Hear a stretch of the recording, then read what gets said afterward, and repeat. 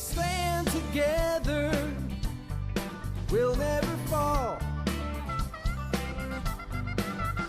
We can make a difference and answer the call. Hi there, and welcome back to another episode of the All Around Growth podcast. My name is Rob Kaiser, and I am your host. Today is Friday, September 9th, 2022, and this is a show where you join me as I build a life and homestead with my family. A show where we learn the 5 W's and how as I grow along with the homestead.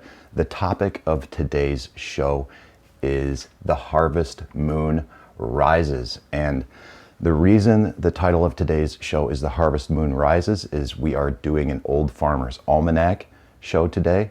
Before we get into the main show topic, which is the harvest moon, we're also going to touch on 8 knots to know, a little bit about Mercury retrograde.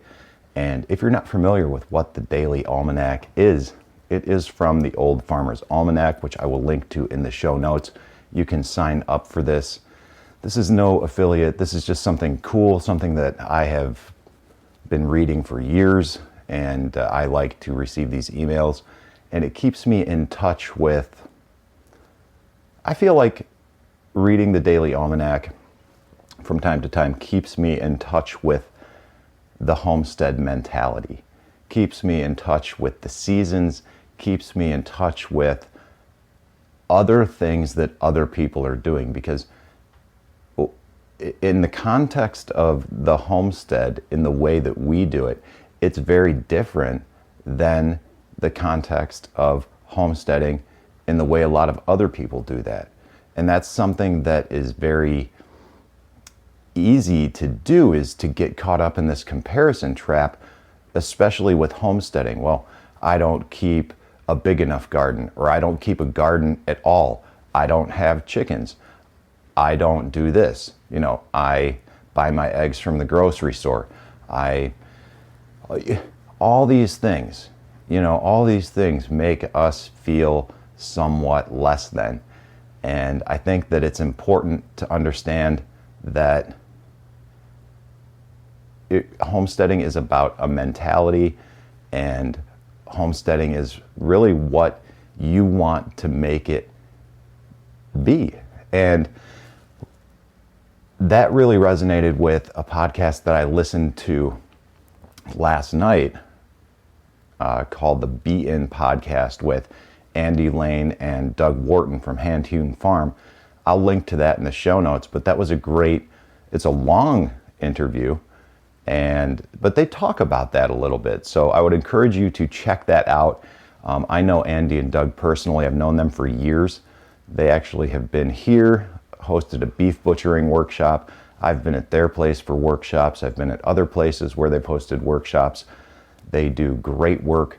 They are great people, and they speak very eloquently about what homesteading is, and the context of that. And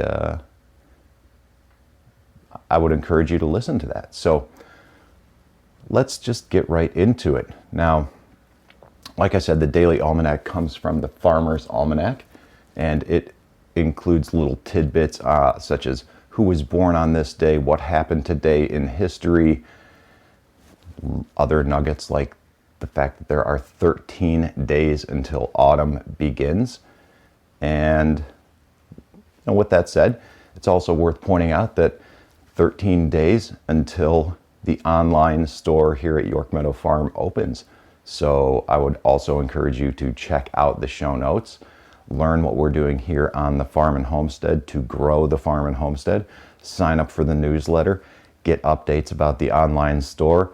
And if you do that, you will also be eligible for the big savings that email subscribers will receive upon the grand opening of the online store. So there's some incentive to do that as well. In the Daily Almanac, there's also questions of the day, puzzles of the day, and little bits of poetry, things that read as follows. The mellow moon the changing leaves, the earlier setting sun, proclaim at last, my merry boys, the harvest time begun. Charles G. Eastman, who lived from 1816 to 1860. Now, again, the title of today's show is The Harvest Moon Rises. And we're going to read about what the harvest moon is here in just a bit. And if you're also interested in the other things that we mentioned, you can learn how to tie knots and rope. If you've spent any time in scouts, camping, outdoors, or boating, from square knots to bowline, learn how to tie knots and rope, including illustrations of the most useful knots. So if you're interested in knots and learning more about basic knot tying, there's a nice article in today's show notes about how to tie knots and rope. And Mercury's next period of retrograde motion lasts from September 9th to October 1st, 2022. According to the age-old practice of astrology, we are all influenced by the effect of Mercury in retrograde. What exactly does it mean for each of us, though? If that's your thing and you're interested in that, you can check out the article in the show notes for Mercury retrograde dates for 2022 and learn more about that there. And now basil grows until the first frost. Get it while it's still good. Keep harvesting leaves and trimming off flowers to keep the plant growing strong. Here's what to know about growing basil. And there'll be an article in the show notes to basil. And I have one quick thing to say about basil based on our experience here on the homestead with it. We made a raised bed out there next to the cabin and turned it into a little herb bed for dads, and we've got oregano, a few different types of sage growing in there, a couple different types of thyme, some dill, some cilantro, some basil, some holy basil, Tulsi basil that was given to us by Maurice Small. Blessings, Maurice. That is just a wonderful plant. I still am very ignorant about it, but I deadheaded, or not deadheaded, but pinched the tops on them, and since the bottoms were flushing out, to encourage the growth and development of those things a little bit. And as I did that, the smell of that plant was just amazing. But I digress. We have enough basil out there. I forget what we were doing. I think we were making chimichurri, and we went to grab basil, much like, we use a lot of oregano and the cilantro, or in the curtido, whatever. And we used some basil. Dad went out to grab it.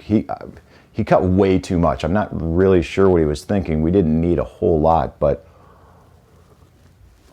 nevertheless, we had like a bunch, and he was kind of upset about it. And so he wanted to see if it would root, and I was kind of like, ugh. I'm just thinking like, whatever, let's junk it with the rest of the vegetable scraps. So these little cuttings sat in a little Tupperware container of water in the commercial kitchen for days, and I'd move them around every time I'd clean, and I just didn't really pay any attention to them. 5 to 7 days later, I don't know what it was, these 1, 2, 3, no, there were probably like 6 cuttings in there. 4 of them all of them had rooted really, but some of the smaller cuttings had just like been fully submerged in the water, that they'd effectively rotted, and the plants were starting to go. So I took them and cleaned them up, and I potted 3 of the smallest cuttings, or 3 of the largest cuttings rather, and then stuck one of the smaller of the remaining ones that wasn't fully rotted in there as well, just to see if it would take.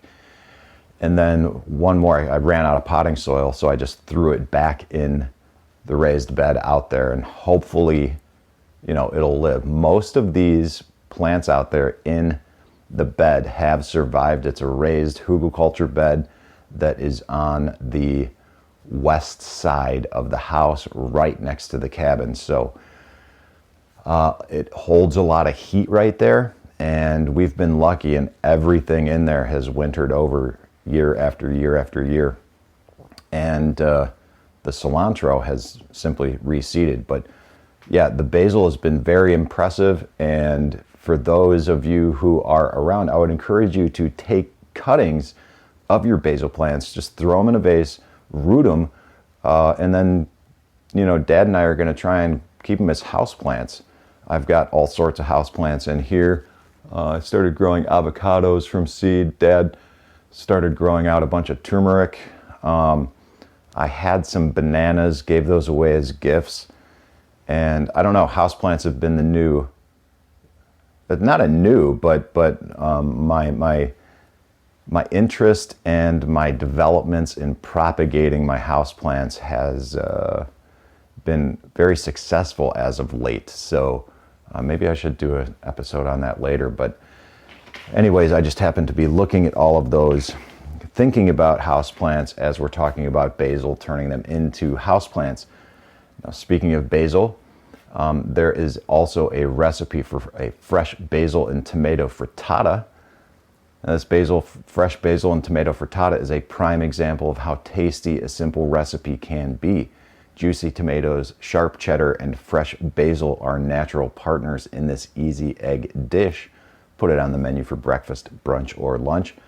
Check out the show notes. There will be a link to this fresh basil and tomato frittata. All of this comes from the Old Farmers Almanac, which will be quite evident as you click on these links. Again, no affiliate, no nothing here, just something that I'm interested in.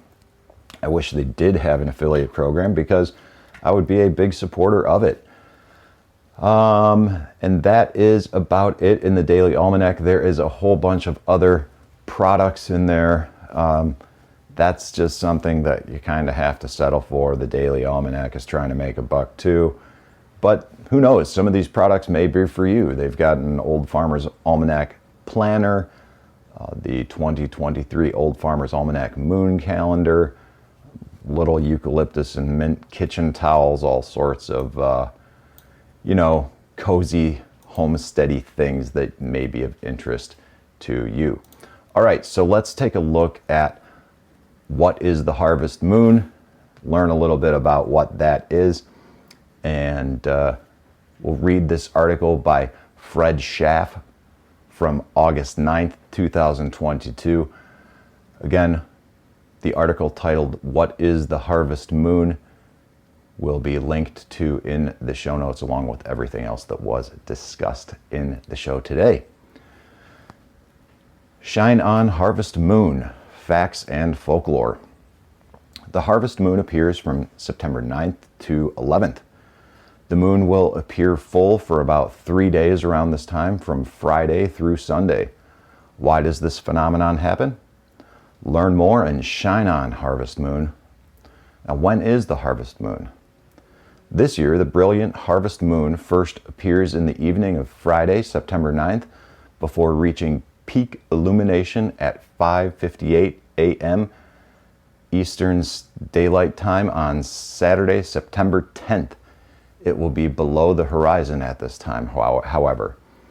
One thing that sets the harvest moon apart from other full moon names is that it's not associated with a specific month as the others are. Instead, the harvest moon relates to the timing of the autumnal equinox, which is September 22nd, 2022, with the full moon that occurs nearest to the equinox being the one to take on the name harvest moon. This means that the harvest moon can occur in either September or October, depending on how the lunar cycle lines up with the Gregorian calendar. The harvest moon does typically occur in September, taking the place of the full corn moon. However, it occasionally lands in October instead, replacing the full hunter's moon. Now, why is it called the harvest moon? For several evenings, the moonrise comes soon after sunset. This results in an abundance of bright moonlight early in the evening, which was a traditional aid to farmers and crews harvesting their summer-grown crops. Hence, it's called the harvest moon. There are just a little over 12 complete moon cycles every year on average, there being about 29.53 days in a synodic month. The harvest moon isn't like the other moons. Usually, throughout the year, the moon rises an average of about 50 minutes later each day. But for a few nights around the harvest moon, the moon seems to rise at nearly the same time, just 25 to 30 minutes later across the northern USA, and only 10 to 20 minutes later farther north in Canada and Europe. Additionally, the harvest moon rises at sunset and then will rise very near sunset for several nights in a row because the difference is at a yearly minimum. It may seem as if there are full moons multiple nights in a row. Now, more about the harvest moon. You know what, real quick, it does seem like that there are multiple full moons. The moon was very full last night, early in the night, and that is part of why I wanted to check into the Old Farmers Almanac and do a show about the harvest moon, because I knew the harvest moon was coming up. Saw the full moon last night before going to bed, or the almost full moon. Beautiful. Just wanted to share this with you. And after getting a good night's sleep, waking up late, getting my stretch on, and realizing that we've got a full day ahead with pickles to pack and getting ready for the farmer's market tomorrow and just some other work that needs to be done here on the homestead, an Old Farmers Almanac was a quick and easy way to get some content created for today's show that's also relevant to the context of our life, the context of the season, the harvest moon, and everything else. So, let's continue with the article and read more about the harvest moon. Now, if interested, here is more detailed information about the harvest moon. Warning, there's a scientific explanation coming. Now, the moon's orbital motion, combined with the larger orbit of the Earth and the Sun, carries it farther eastward among the constellations of the zodiac from night to night. At any one moonrise, the moon occupies a particular place on the celestial sphere, the great dome of the heavens, but when the Earth turns toward that point 24 hours later, the moon has moved off to the east about 12 degrees, and it takes an average of 50 minutes longer for the Earth to rotate toward the moon and for the moon thus to rise. Think of it as a big giant slinky in which each loop, representing one lunar orbit of the Earth, advances the orbit a bit farther along the spiral path. The result of all of that is the moon doesn't rise at the same time every day. But around the date of the harvest moon, the moon does rise at about the same time for several days in a row. Why? Remember that the zodiac is a band of constellations through which the moon travels from night to night. The section of the zodiac band in which the full moon travels around the start of autumn is the section that forms the most shallow angle with the eastern horizon. Because the moon's orbit on successive nights is more nearly parallel to the horizon at that time, its relationship to the eastern horizon does not change appreciably, and the Earth does not have to turn as far to bring up the moon. Now, the moon may rise as little as 23 minutes later on several nights before and after the full harvest moon at about 42 degrees north latitude, which means extra light at peak harvest time near autumn. By the time the moon has reached last quarter, however, the typical 50-minute delay has returned. Now, at the start of spring, the opposite applies. The full moon is in the section of the zodiac that has the steepest angle with respect to the eastern horizon. Now, for several days bracketing the full moon nearest the vernal equinox, the delay in moonrise is as much as 75 minutes at 42 degrees north latitude. Now, here's another way of expressing what happens with the harvest moon. It is in this part of the zodiac that the moon's eastward or orbital motion has its largest northward component. For observers in the Earth's northern hemisphere, the farther north an object is in the heavens, the longer an arc it makes across the sky, and the longer a time it is visible above the horizon. Thus, to say the moon is getting rapidly farther north each night around the time of the harvest moon is to say that for northern latitudes on Earth, it will keep rising distinctly earlier than would otherwise be expected, nearly the same time as the night before. How nearly is almost the same time each night? Now, this varies with latitude, for the farther north you are, the shallower the angle of the zodiac is with respect to your horizon. In most of the United States and southern Canada, the harvest moon rises 25 to 30 minutes later each night. The effect is less noticeable the further south you go, but going north makes the harvest moon more extreme. According to astronomy author Guy Otwell, the idea of the harvest moon originated in Europe, average latitude about 50 degrees north, where the harvest moon rises only 10 to 20 minutes later each night. It must have seemed a boon that just when the days were getting rapidly shorter and the sun seemed to go down all too soon, the harvest moon arrived to extend the hours that harvesting could be done. Now, Chinese harvest moon traditions. As a final note, I should add that it is not just Western civilization that has given special importance to the harvest moon. For Chinese people everywhere, this full moon is the occasion for the festival of the August moon. The August is through a calendar discrepancy, or mid-autumn festival in some cultures. The equinoxes and solstices have been considered the middle of the seasons. This festival is celebrated with joyful games and the eating of mooncakes. And the author remembers vividly being invited to one such celebration and singing songs and playing his guitar to a circle of friendly faces in the light of the rising harvest moon. Now, you can learn more and learn more. Ever notice that the low-hanging moon looks especially big near the horizon? It isn't really significantly bigger. Learn more about this trick of the eye called the moon illusion.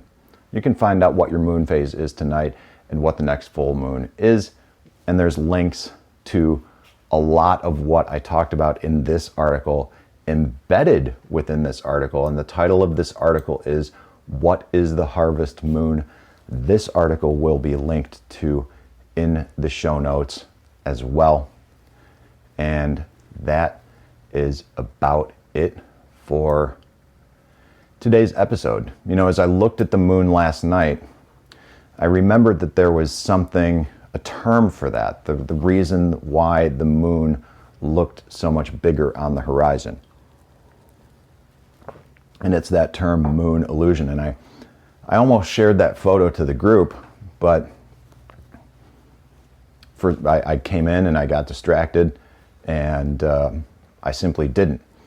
Part of the reason was I couldn't quite capture the photo in the way that I wanted to, and I was impatient to wait another 5-10 minutes and go capture it above the pond.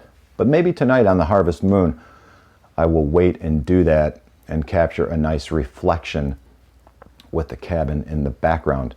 But anyways, speaking of the group, guys, you can join the community that we have on Telegram by simply going to your internet browser and typing in t.me/allaroundgrowth.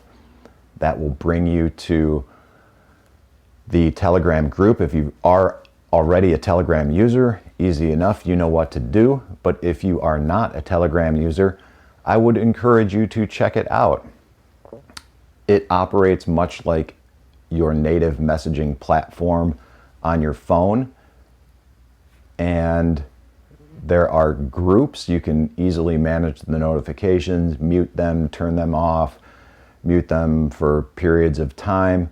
But the nice thing about it is the search feature within, the ability to share files and subscribe to channels to simply receive updates.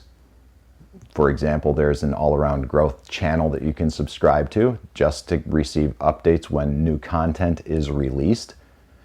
And there's also a group, a chat group, which is a community where you can participate in, those of us who listen to the show and myself, as we all go through this life together, co-creating our lives and the homesteads in whatever contexts that we live them in. And we're doing that together on Telegram.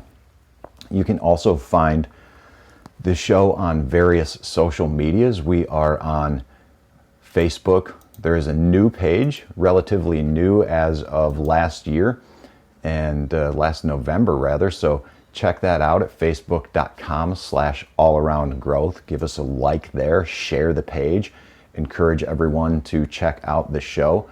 Like I said, we're in the Telegram group chat, t.me/allaroundgrowth. We also have a MeWe group at MeWe.com, the All Around Growth community. You can follow the show on Twitter at twitter.com/allaroundgrowth. We're also on Float from time to time, float.app/allaroundgrowth. And there's also a Facebook group, right? Of course, facebook.com/groups/allaroundgrowth. All of this information is going to be in the show notes, including a link to a brief video where you can leave a rating and review in the Apple Podcast app. This details out how it's changed over the years on how to leave ratings and reviews. It's a little bit more complicated, but if you like the show and you want to support the show, I would really encourage you to do that. It still helps. At this time, most of the listening still funnels through the Apple Podcast platform. Now, I understand the podcast game is changing in many different ways, but it still goes through Apple Podcasts and then is disseminated out to the various podcast players that we use. So even if you aren't directly listening to a show through Apple Podcasts, whether it's this show or whether it's another show that you like, I would encourage you to leave ratings and reviews in the Apple Podcasts app for any content creator that you like, because this is one way that you can really have a positive impact on their show. And there's a little bit of detail why. And because it's become a little bit more challenging to do so, I've linked to a video in the show notes that allows you to see how to do that. And as a matter of fact, I should probably follow up on that link and watch it myself just to make sure that it is, well, yep, as you can see, or maybe hear just for a moment, it is indeed operational. So definitely check that out. Check out all the links in the show notes as well. Like I said, the show sponsor online, or York Meadow Farm. You can learn more about the online store, which is launching in 2 weeks. Sign up for the newsletter to learn more. I will also link to my newest, most favorite podcast player of choice. I'm still learning how to navigate it, and I'm still learning. I'm trying to figure out, in my old podcast players over the years, I had imported and listened to dozens of different podcasts, and it became a little bit overwhelming to try and filter through all that to find something that I wanted to listen to, because my tastes have changed over the years. I got tired of listening to the same old thing, and sometimes it becomes a bit of an echo chamber. I think it's important to continually expose ourselves to new people, new content, new shows, new ideas, and new everything, and embrace the change, even when, and especially when, it gets uncomfortable.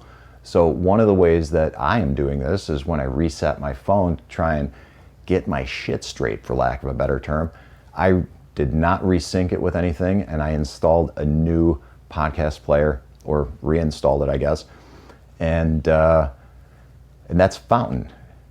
And that allows you to exchange value for value with content creators you support, and it allows me to exchange value with you. So, I mean, and share it on that platform. And what we do by listening to each other's content is exchange Satoshis.